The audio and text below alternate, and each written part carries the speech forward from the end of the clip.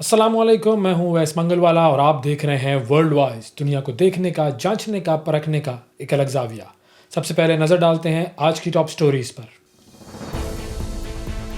Washington में white house के करीब अफगान शहरी की फायरिंग, जख्मी होने वाली नेशनल गार्ड की अहलकार दम तोड़ गई।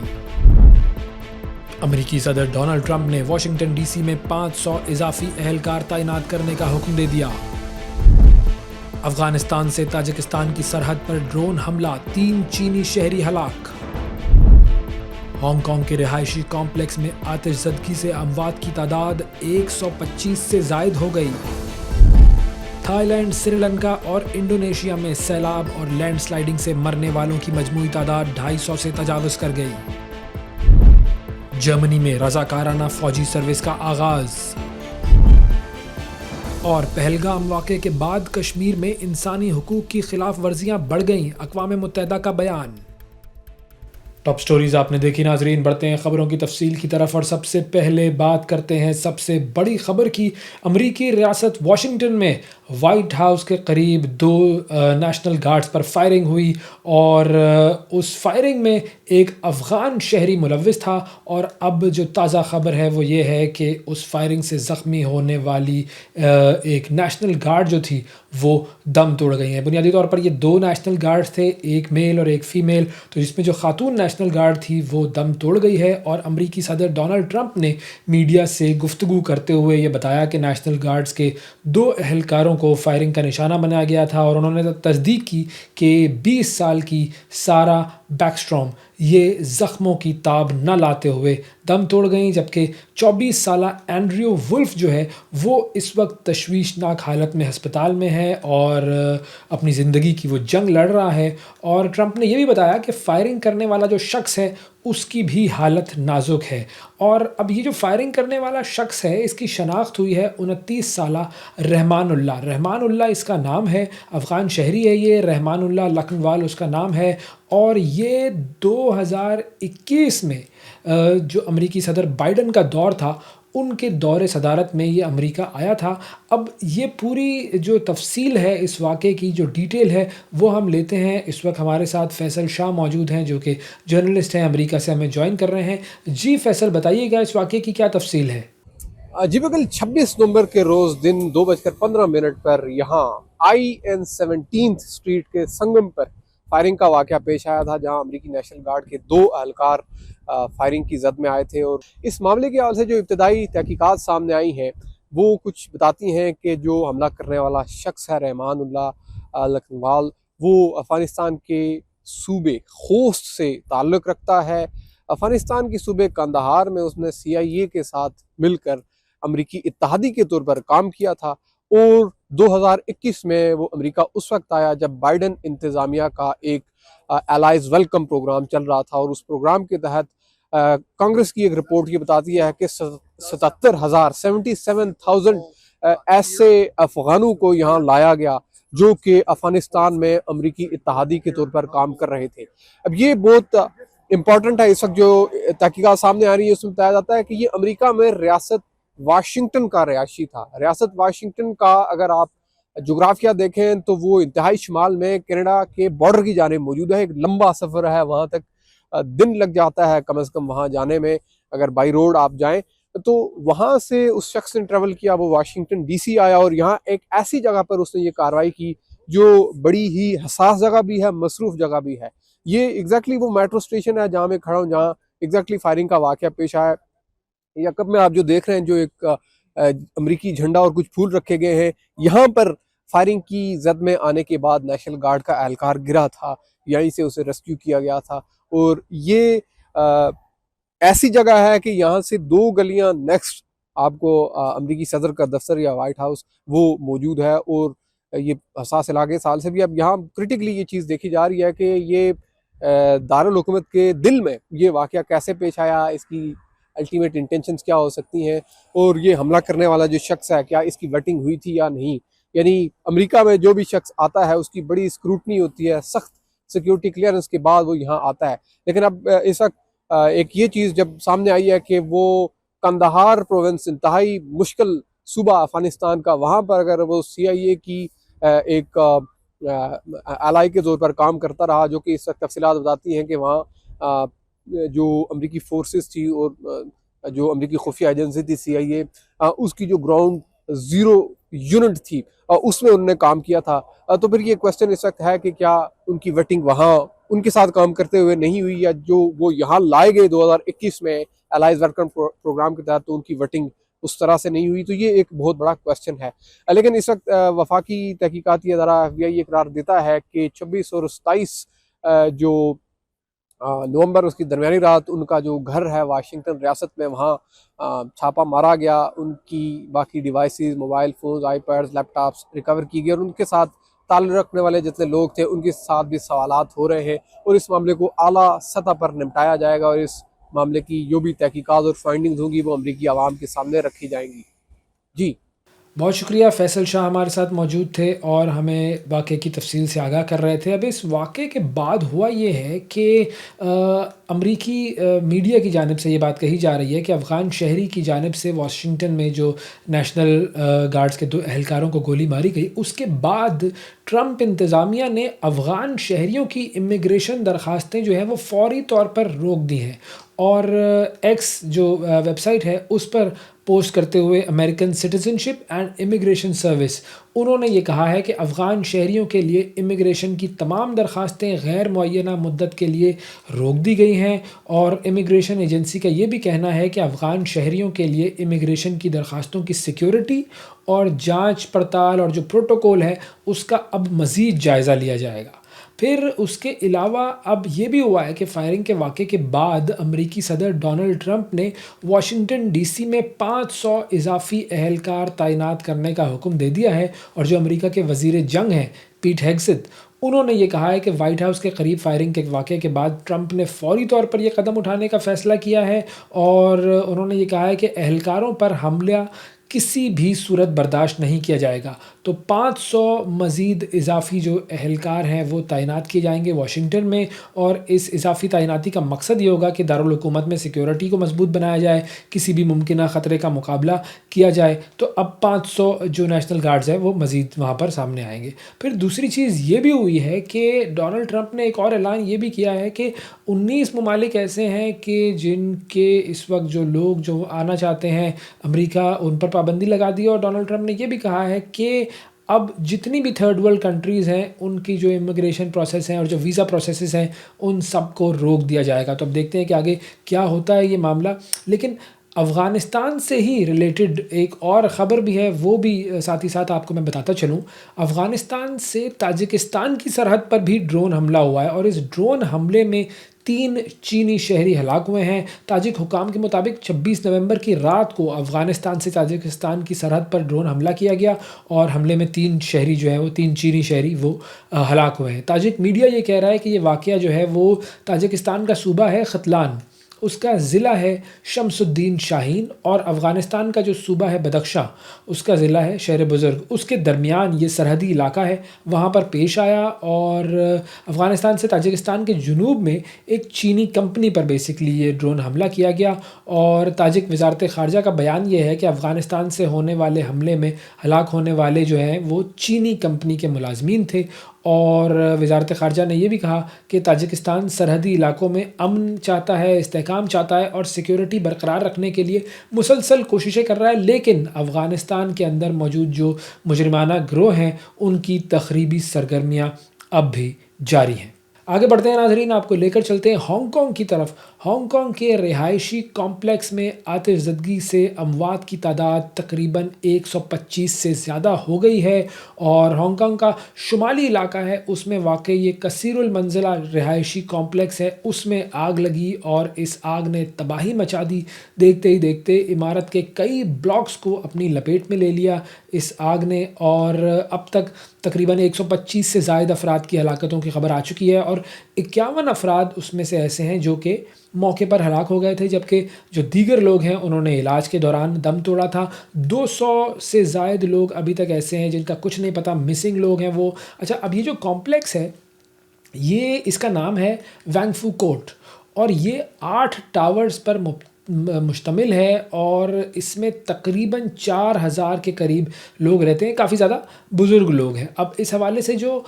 ہانگ کانگ کی جو فائر سروسز کے حکام ہیں ان کا بتانا یہ ہے کہ آگ کو تقریباً بجھا دیا گیا ہے، لیکن یہ بھی ہے کہ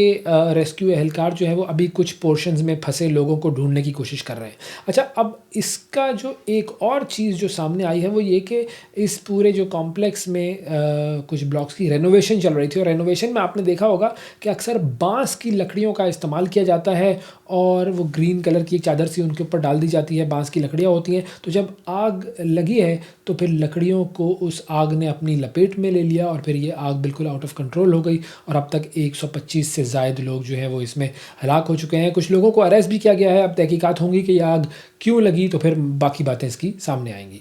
آگے بڑھتے ہیں جی، اور آپ کو لے کر چلتے ہیں تھائی لینڈ، سری لنکا اور انڈونیشیا، جہاں پر سیلاب اور لینڈ سلائڈنگ سے مرنے والوں کی مجموعی تعداد تقریباً 250 سے تجاوز کر گئی ہے۔ تینوں ممالک میں بڑے پیمانے پر انفراسٹرکچر کو نقصان پہنچا ہے۔ اس کے علاوہ سینکڑوں لوگ گھروں سے بے گھر ہو گئے ہیں۔ تھائی لینڈ کی اگر بات کی جائے تو سیلابی صورتحال کا سبب جو ہلاکتوں کی تعداد ہے وہ تقریباً 87 سے زائد ہو گئی ہے، جبکہ گزشتہ ہفتے جنوب مشرقی ایشیا کے کچھ حصے شدید بارشوں کی نظر ہوئے تھے، ان میں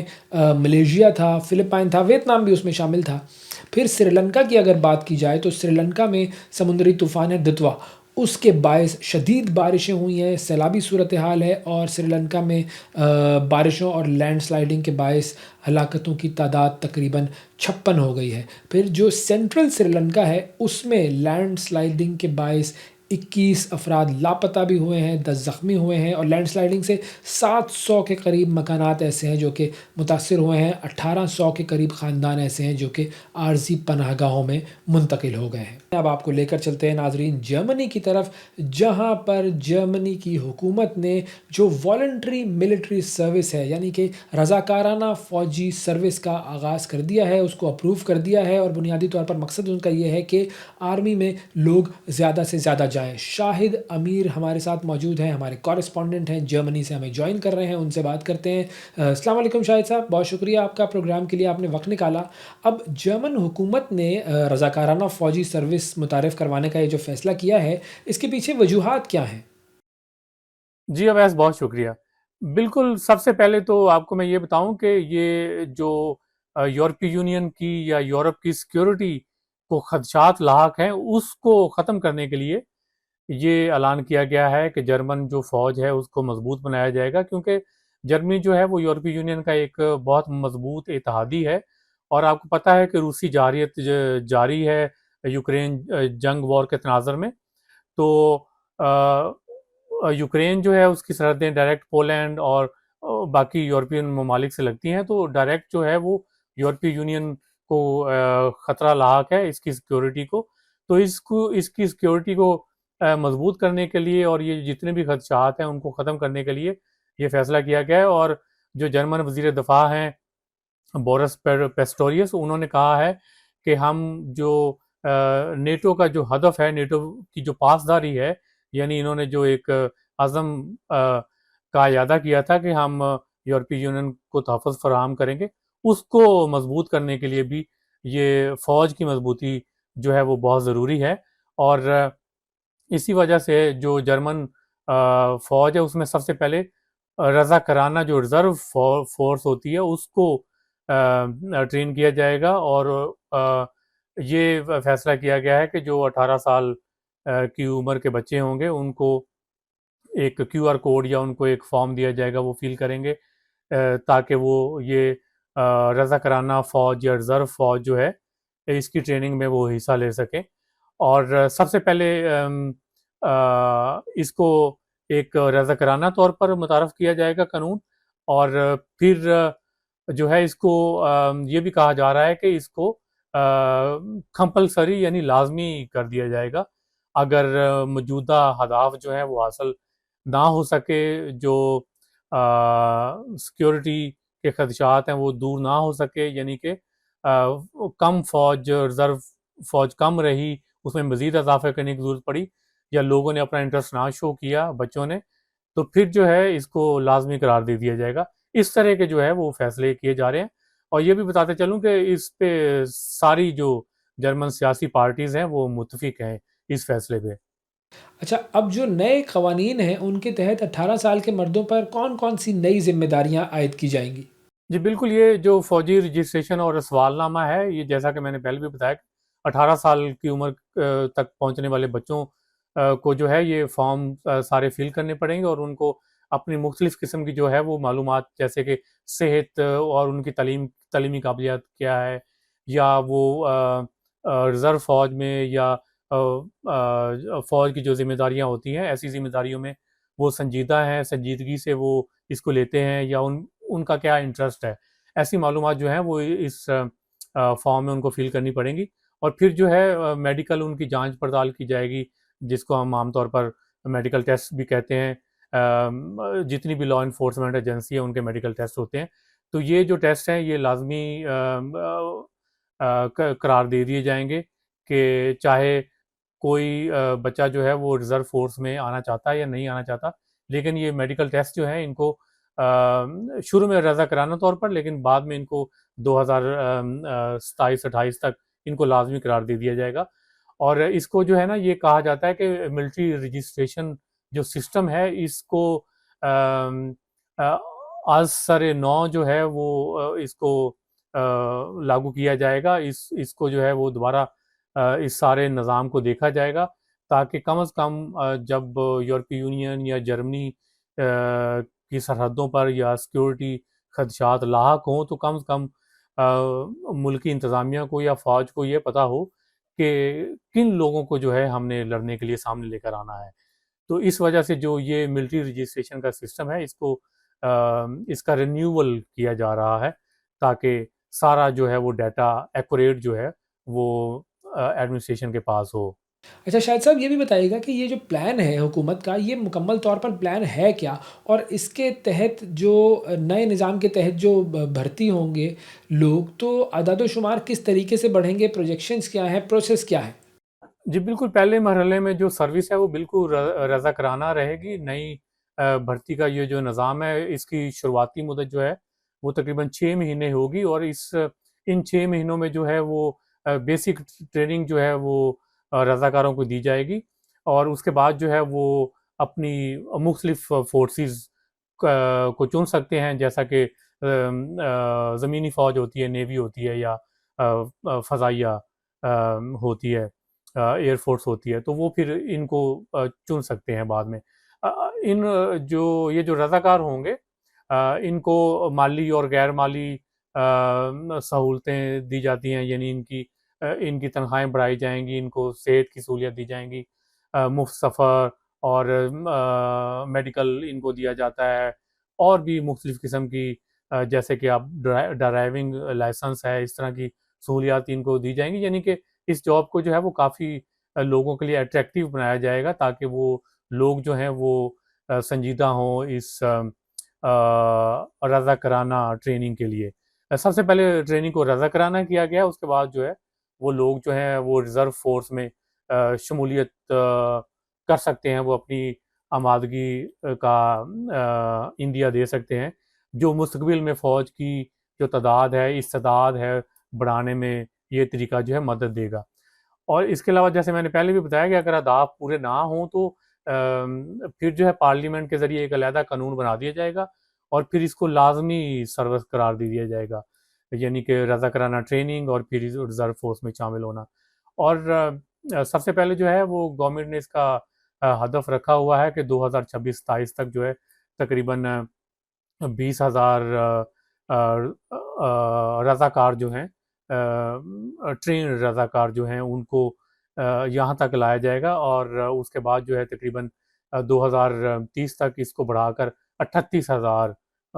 رضاکاروں تک بڑھا دیا جائے گا۔ اور اس طرح کا یہ جو ہے یہ نظام بنایا جا رہا ہے تاکہ جرمن جو آرمی ہے اس کو مضبوط کیا جائے۔ اور اگر ہم بات کریں حکومت کے اتحادیوں کی اور پھر اپوزیشن کی، تو اس قانون پر ان دونوں کا موقف کیا سامنے آیا ہے؟ جی بالکل، جیسا کہ میں نے پہلے بھی کہا ہے کہ جتنی بھی جرمنی کی سیاسی پارٹیاں ہیں انہوں نے اس فیصلے کی تائید کی ہے۔ ابھی جو کرنٹ گورنمنٹ ہے وہ CDU کرسچن ڈیموکریٹک یونین اور S P D social democratic party کی جو ہے وہ ایک الائنس چل رہی ہے. تو بلکہ سیاسی پارٹیوں کا کہنا ہے کہ اگر لوگوں کو آپ فوج میں بھرتی کرنا چاہتے ہیں، ان کو رضا کرانا ٹریننگ دینا چاہتے ہیں آرمی کی، تو اس کو اور زیادہ جو ہے وہ اٹریکٹیو بنایا جائے، اور بچوں کو جو ہیں وہ سہولتیں دی جائیں تاکہ وہ اس پروفیشن کی طرف زیادہ سے زیادہ آئیں. بالکل سبھی سیاسی پارٹیوں کی جو ہے وہ تائید حاصل ہے. اچھا، اب جب رضاکارانہ فوجی سروس شروع ہوگی تو اس میں زیادہ تر ظاہر ہے نوجوان شامل ہوں گے، طلبہ شامل ہوں گے، تو نوجوانوں کا اور طلبہ کے نمائندوں کا اس حوالے سے اس اقدام پر کوئی رد عمل سامنے آیا ہے؟ جی بالکل، جو نئی نسل ہے، جو جوان خون ہوتا ہے، 18 سال کی عمر رکھی گئی ہے ہدف، تو ان کو جو ہے وہ اپنے ان کو شکوک و شبہات تو ہیں، اور وہ تنقید بھی کر رہے ہیں. وہ ینگ جو لوگ ہیں وہ یہ سوال اٹھا رہے ہیں کہ کیا یہ شروع میں تو رضا کرانا اس کو رکھا جائے گا، لیکن کیا اس کو بعد میں لازمی سروس قرار دے دیا جائے گا؟ یعنی یہ لازمی سروس قرار دینے کے لیے ایک راستہ تو نہیں ہموار کر رہے لوگوں کو بتا کے کہ شروع میں یہ رضا کرانا ہوگا؟ اور پھر جوان لوگ یہ بھی تنقید کر رہے ہیں کہ ہمیں بالکل صاف طریقے سے بتایا جائے کہ یہ ٹریننگ کیسے ہوگی، اس میں کس طرح کی ٹریننگ ہوگی. یعنی کہ اس میں شفافیت جو ہے وہ واضح نہیں ہے. وہ شفافیت چاہتے ہیں کہ یہ کس طرح کی سروس ہوگی اور یہ کیسے بعد میں لوگوں کا پروفیشن یا کریئر بن سکتا ہے. ڈیفینیٹلی جوان خون ہے، اور یہ ایک طرح کی آرمی ہمیشہ سے ہی اٹریکٹیو رہی ہے ینگ لوگوں کے لیے، اور بلکہ وہ لوگ اس میں دلچسپی لے رہے ہیں. آئی ووڈ سے کہ جو مختلف مقامی میڈیا کے مطابق جو رپورٹس ہیں، نوجوان جو لوگ ہیں وہ اس میں دلچسپی لے رہے ہیں، لیکن وہ چاہتے ہیں کہ اس کو مزید طریقہ کار کو شفاف کیا جائے، کون کون سی مراد دی جائیں گی، تربیت کس طرح کی ہوگی، اس کو بالکل واضح کیا جائے. اور اس کے علاوہ جو طلبہ کی کچھ نمائندے ہوتے ہیں یا نمائندہ تنظیمیں ہوتی ہیں، وہ اس بات پر زور دے رہی ہیں کہ اس چیز کی کیا ضمانت ہوگی کہ یہ بعد میں سروس کو لازمی تو نہیں قرار دے دیا جائے گا. یہ ان کا یہ کہنا ہے کہ یہ ہمیشہ ایک یہ سروس جو ہے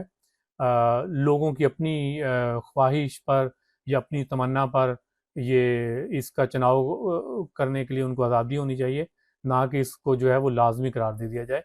بس یہ کچھ تحفظات ہیں، لیکن ان جنرل جو ہے وہ نوجوان جو ہیں وہ جرمنی میں وہ اس آفر کو قبول کرنا چاہتے ہیں، اور وہ اس میں دلچسپی لے رہے ہیں. اور فائنلی اگر بات کی جائے اس ساری صورتحال میں جو پاکستانی ڈائسپورا ہے اس کا کیا رد عمل ہے؟ ہاں جی بالکل، اس میں یہ بالکل واضح چانسز ہیں کہ جو مائیگرینٹس ہیں، جو یہاں جرمنی میں جن کو پی آر ملی ہوئی ہے، جو لیگلی یہاں پر رہ رہے ہیں، وہ ان کو بھی آفرز کی گئی ہیں اور کی جا رہی ہیں کہ وہ جو جرمن آرمی ہے اس میں جو ہے وہ شمولیت اختیار کریں. یہاں مختلف قسم کی ایگزیبیشن ہوتی ہیں، اور اس کو جاب ایگزیبیشن آپ کہہ سکتے ہیں. تو وہاں آرمی والے جو ہیں وہ اپنے اسٹال لگاتے ہیں، اور جب لوگ وہاں پہ وزٹ کرتے ہیں تو ان کو یہ آفرز کی جاتی ہیں. اور جو پاکستانی فیملیز کے بچے یہاں بورن ہیں، یہاں کی پیداوار ہیں، اسکولنگ ان کی یہاں کی ہے، تو ڈیفینیٹلی وہ جرمنی ہیں، وہ بھی جو ہے وہ جرمن فوج کا حصہ بن سکتے ہیں. ان میں کوئی جو ہے ان پر کوئی پابندی نہیں ہے. اور بلکہ اس کو جو ہے وہ جرمن گورنمنٹ یا جرمن آرمی اس کو بونڈسویئر کہتے ہیں، وہ اوبلائج کرتی ہے، کیونکہ ان کو تو برکیف اپنی تعداد کو بڑھانا ہے نا. اور لیکن پاکستانی جو ڈیاسپورا ہے اس میں جرمن آرمی کو جوائن کرنے میں ہچکچاہٹ جو ہے وہ پائی جا رہی ہے. کئی لوگوں سے میں نے بھی پرائیویٹ طور پر پوچھا ہے کہ اگر جرمنی جو ہے وہ جنگ کی حالت میں جاتا ہے تو آپ لوگ کیا جرمنی کے لیے اپنی جان قربان کریں گے یا لڑیں گے؟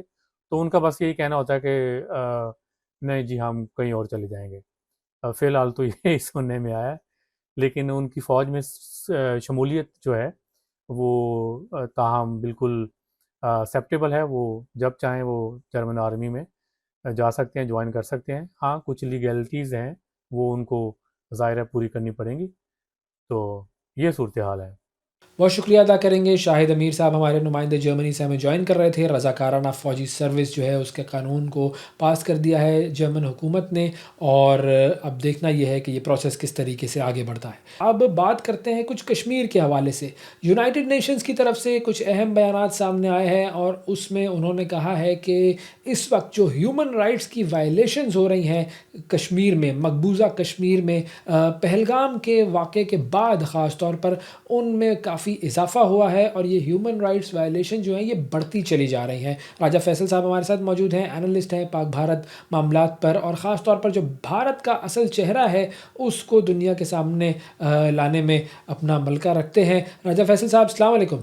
वालेकुम सलाम। राजा साहब, बहुत शुक्रिया आपका, प्रोग्राम में आपने वक्त निकाला। सबसे पहले मुझे ये बताइए कि ये जो अक़वाम मुत्तहिदा के मुताबिक जो पहलगाम वाक़या है उसके बाद कश्मीर में इंसानी हुकूक की खिलाफ वर्जी बढ़ गई है, तो किस तरह के इक़दामात कर रही है भारतीय हुकूमत वहाँ पर? देखिए, जब से पहलगाम दुर्घटना हुई थी, जिसको कि वो दुर्घटना कहते हैं, उस इंसिडेंट के बाद हमने ये एक ट्रैजेक्टरी देखी जो कि इनिशिएट की गई थी of course Indian illegally occupied Jammu and Kashmir में। इसको वो कासो का नाम देते हैं, जो कि कॉर्डन एंड सर्च ऑपरेशंस के नाम से वहां पे बहुत से नौजवानों को उन्होंने पिकअप कर लिया, और इस वक्त तक की इतलात ये है कि कमोबेश 2000 से ऊपर जो लोग हैं उनको ऑफ कोर्स गायब कर दिया गया है, उनका कोई अता पता नहीं। और अक़वाम मुत्तहिदा अभी आके तो इसके ऊपर बात करना शुरू हुई है, लेकिन इस रिपोर्ट में जो एक चीज सामने नजर आती है वो ये है कि उन्होंने एक वर्ड यूज किया है कि anti terrorist searches and anti-terrorist operations. It is not anti-terrorist, it is being carried out by the terrorists themselves. कि ये Indian illegally occupied Jammu and Kashmir में जो भारत की प्रेजेंस है वो एक रोग प्रेजेंस है। वो तो हमेशा से एक वजह ढूंढती है कि किस तरीके से वहां पे मुसलमानों को तंग किया जाए। अब तो ऑफ कोर्स पूरे के पूरे भारत में मुसलमानों को तंग किया जा रहा है। पहले पहलगाम अटैक था सिर्फ और सिर्फ, अब तो रेड फोर्ट जो इंसिडेंट हुआ है उसके तनाजुर में भी मुसलमानों को, पूरे भारत में मुसलमानों को तंग किया जा रहा है। अच्छा, अब अक़वाम मुत्तहिदा की जानिब से कश्मीर में जो इंसानी हुकूक की खिलाफ वर्जियाँ हो रही हैं तो उस पर ज़ाहिर है तशवीश का इज़हार किया गया है। तो आलमी बिरादरी जो है, यानी कि अगर हम यूनाइटेड नेशंस के अलावा की बात करें, तो वो क्या रद्द अमल दे रही है? देखिए, जब भी यूनाइटेड नेशंस की तरफ से कोई इस तरह की रिपोर्ट आती है तो वो उसको ऑफ कोर्स पूरी की पूरी जो दुनिया है, खुसूसन the western world including European union और फिर जनीवा कन्वेंशन और फिर जनीवा में बैठे हुए जो पावरफुल ऑफिसेस हैं वो उसके ऊपर कड़ी नजर से उसको देखते हैं। तो ये इस वक्त ये रिपोर्ट आना वाकई ही एक अहमियत है इसकी। लेकिन ओवरऑल ये है कि इसको सिर्फ और सिर्फ लिप सर्विस ना रखा जाए, सिर्फ वो जुबानी जमा खर्च जो है वही पेश ना किया जाए। इसके ऊपर ऑफ कोर्स कोई ऐसा लायामल होना चाहिए जिसमें कि भारत एज अ गवर्नमेंट, उनको भारत एज अ स्टेट को ये कहा जाए कि अगर ये चीजें जो वहां पे हो रही हैं मुसलमानों के खिलाफ और माइनॉरिटीज के खिलाफ, अगर ये बंद ना हुई, बंद ना की गई, तो of course eventually United Nations can take with the help of a few more countries to India to International Court of Justice। उसकी वजह ये है कि इंडिया जो है वो अपने कवानीन को तो पसेपोश डाल ही रहा है, अपने कॉन्स्टिट्यूशन को भी पसेपोश डाल रहा है, और मुसलमानों के खिलाफ, खुसूसन मुसलमानों के खिलाफ एक जो रवैया है वो तो पूरी दुनिया के सामने है, इस किस्म का वो रवैया अपनाए हुए। लेकिन ये है कि जो इंटरनेशनल लॉज हैं और इंटरनेशनल नॉर्म्स हैं उनको भी पसे पुष्ट डाली जा रहा है भारत, और मेरे ख्याल में there should be N and to it. And I think United Nations की ये जो रिपोर्ट है ये इसमें कलीदी किरदार अदा करेगी। अच्छा फैसल साहब, ये अक़वाम मुत्तहिदा ने आज़ादाना तहकीकात का मुतालबा किया है, तो आपका क्या ख़्याल है कि कश्मीर की जो सूरत हाल है उसको देखते हुए आज़ादाना इंक्वायरी के इम्कानात जो हैं वो क्या पॉसिबल भी हैं या नहीं? देखिए, ये कतन भी आजादाना नहीं हो सकते अनटिल अनलेस जो यूरोपियन यूनियन है या फिर यूनाइटेड नेशंस इटसेल्फ वो कुछ ममालिक की, जो कि न्यूट्रल ममालिक हैं, उनकी एक कोई रिप्रेजेंटेशन भेजी जाए Indian illegally occupied Jammu and Kashmir में भी, और साथ में पूरे के पूरे भारत में मुसलमानों के खिलाफ जो कुछ हो रहा है उसके तनाजुर में रिप्रेजेंटेशन भेजनी चाहिए, जो कि यहाँ पे आके प्रोब करें کہ کس قسم کی جو ڈبل سٹینڈرڈز ہیں وہ مسلمانوں کے خلاف اپنائے جا رہے ہیں اور کشمیریوں کے خلاف اپنائے جا رہے ہیں. تو اس سارے تناظر میں میرے خیال میں ایک وہی طریقہ ہے. لیکن اوور آل اگر دیکھا جائے تو Indian illegally occupied Jammu and Kashmir میں تو کسی بھی ملک کے میڈیا کو، جو ویسٹرن میڈیا ہے، ان کو تو اجازت ہی نہیں وہاں پہ جانے کی. اور جو بھارت میں سے بھی میڈیا کو لے کے جایا جاتا ہے تو وہ چیری پکڈ برکھا دتس ہیں جن کو کہ وہاں پہ لے کے جایا جاتا ہے تاکہ ان کو بنا بنایا ایک میسج بھیج دیا جائے اے ڈی جی پی آئی کی جانب سے اور وہ اس کو ٹویٹ کر دیں یا پھر اس کی خبر بنا دیں. اور یہی ایک پیٹرن ہے جس کو کہ وہ فالو کر رہے ہیں. میرے خیال میں جو تنظیمیں ہیں پوری دنیا کی، جو ڈفرنٹ تنظیمیں، لائرز کی جو تنظیمیں ہیں یا پھر جرنلسٹ کی جو تنظیمیں ہیں، ان کو بھی on the basis of United Nations کی اس رپورٹ کے اوپر ان کو آف کورس چاہیے کہ they want to personally visit Indian illegally occupied Jammu and Kashmir and Bharat over all, کہ وہاں پہ جا کے وہ خود سے اس کے اوپر پروب کرنا چاہتے ہیں. کیونکہ میری اطلاعات کے مطابق یہ یونائٹڈ نیشنز کے پاس جتنی بھی جو انفارمیشن جاری ہے اس میں پہلے سے ہی جو لائرز کی فرمز ہیں جو کہ آن گراؤنڈ جن کی پریزنس ہے، یا پھر جرنلسٹ کی جو فرمز ہیں جن کی کہ آن گراؤنڈ پریزنس ہے، ان کی مدد سے یونائٹڈ نیشنز جو ہے وہ آف کورس اس پہ ایویڈنسز اکٹھے کر کے تو تب یونائٹڈ نیشنز نے یہ بات کی ہے. اچھا، اگر بھارتی حکومت کی بات کی جائے تو آپ کی نظر میں بھارتی حکومت یونائٹڈ نیشنز کے اس بیان پر کس طرح کا رد عمل دے سکتی ہے؟ ماضی کے تجربات کی روشنی میں آپ کیا امکانات دیکھتے ہیں؟ دیکھیے، بھارت کی طرف سے چونکہ ہم نے یہ دیکھا ہے کہ ایک سیٹ پیٹرن چلتا آ رہا ہے 11 سال سے، جب سے مودی جی آف کورس پرائم منسٹر بنے ہیں، تو انہوں نے پورے کے پورے بھارت میں ایک چیز تو واضح کر دی ہے کہ جب تک آپ پاکستان کے خلاف نفرت اگلتے رہو، مسلمانوں کے خلاف نفرت اگلتے رہو، تو آپ کو ووٹ ملتا رہے گا. بی جے پی کی کامیابی کا سب سے بڑا جو راز ہے وہ یہی ہے کہ یہ مسلمانوں سے نفرت کرنے میں عجیب مہارت رکھتے ہیں اور پاکستان سے تو بہت زیادہ نفرت کرتے ہیں، اور جس کی وجہ سے کہ ان کو لگتا ہے کہ یہ ہر دفعہ ووٹ لے لیں گے. آج کا بھارت جو ہے وہ پچھلے 11 سال سے جس طرح اس میں زہر بھرا گیا ہے، اس زہر کے جو آف کورس سامنے نظر آنا وہ سب کے سامنے ہے کہ کس طریقے سے وہاں پہ مسلمانوں کے خلاف جب بھی کوئی چناؤ کا وقت آتا ہے تو مسلمانوں کے خلاف اور مائنورٹیز کے خلاف جس طریقے سے بھی وہ ان کو تنگ کر سکتے ہیں تو وہ کرتے ہیں. اور پھر آپ کے سامنے ہے کہ ابھی کل کی بات ہے یا پرسوں کی بات ہے جس میں کہ مودی جی جو ہیں وہ ہمیں وہاں پہ آف کورس رام مندر پہ اپنا پرچم لہراتے ہوئے نظر آئے، جو کہ آر ایس ایس کے لوگ وہاں پہ ان کے ساتھ، موہن بھگوت بھی کھڑے تھے. تو دس از اے کلیئر انڈیکیشن کہ یہ جب نفرت ہے یہ ان کی طرف سے بڑھے گی، اور اسی نفرت کے تحت اور اسی جو کہہ لیں کہ ایک مخصوص طبقے کے